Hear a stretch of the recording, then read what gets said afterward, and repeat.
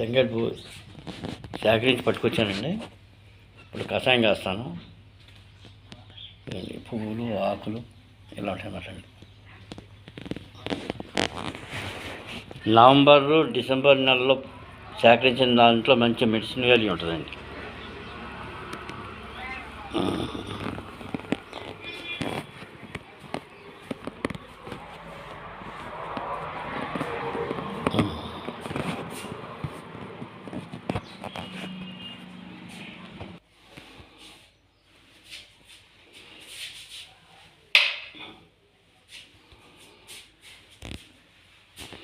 తంగేడు పువ్వు దీంట్లో వేసానండి.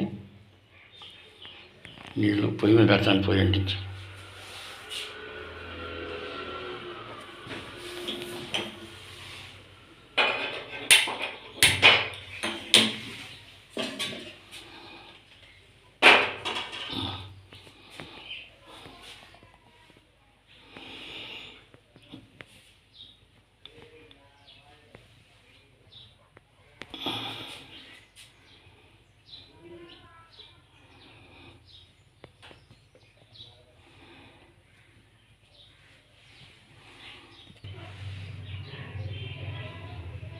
ఈ కషాయం మధుమేహానికి, షుగర్కి ఇంకా చాలా రకాలండి. చాలా రకాల పనిచేస్తుంది.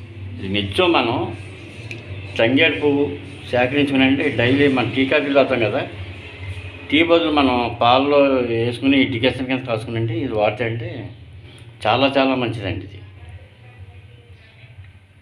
మరిగాక మళ్ళీ చీతలు చూపిస్తాను మీకు. కొంచెం పువ్వు వేసానండి దీంట్లోనూ. ఇంకా మిగిలింది ఇది చూర్ణం చేసుకునండి. చూర్ణాన్ని మనం ఒక సీసాలో పోసుకుని నిత్యం వాడుకోవచ్చండి. సీసా మన పౌడర్ తయారు చేసింది మనకు నెలల దాకా అవుద్దండి. ఇది ఇదండి. ఇంకా ముందోసారి చూపించాం కదా మీకు.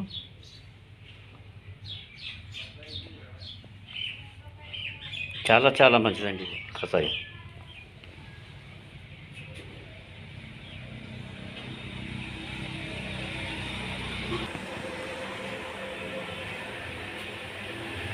ఇలాగ బొబ్బులు వస్తున్నాయి కదండి, ఇలాగ పొంగలిచ్చండి. ఒక 10-15 నిమిషాల దాకా మరగనివ్వాలి. అలా తర్వాత మరిగిన తర్వాత అప్పుడు మనం తీసుకుని గ్లాసులో పోసుకుని సేకరించాలి. డైలీ ఎర్లీ మార్నింగ్ టీ పొడి ఇది వాడితే చాలా మంచిదండి. కంపల్సరీ వాడండి. ఇది చాలా బాగుంటుంది.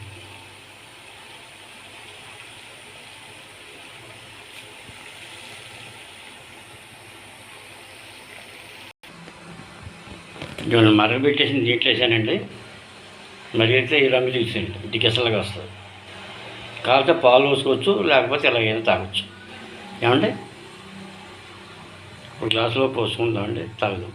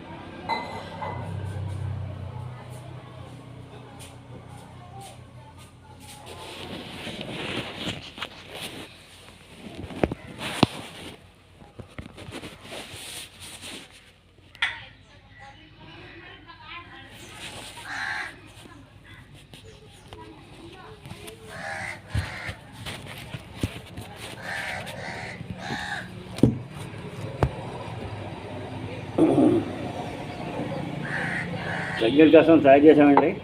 పోసుకున్నాను, గ్లాసులు పోసుకొచ్చాను. నేనే శ్రద్ధ తీసుకునే వల్ల మంచి దగ్గర.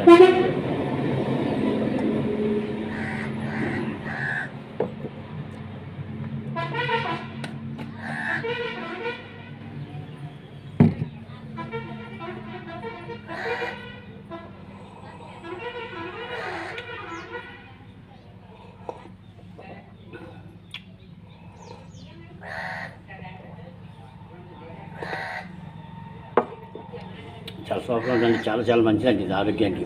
మీరు కూడా చేసుకోండి ఇలాగా. నేను తప్పకుండా చెప్పమంటాను.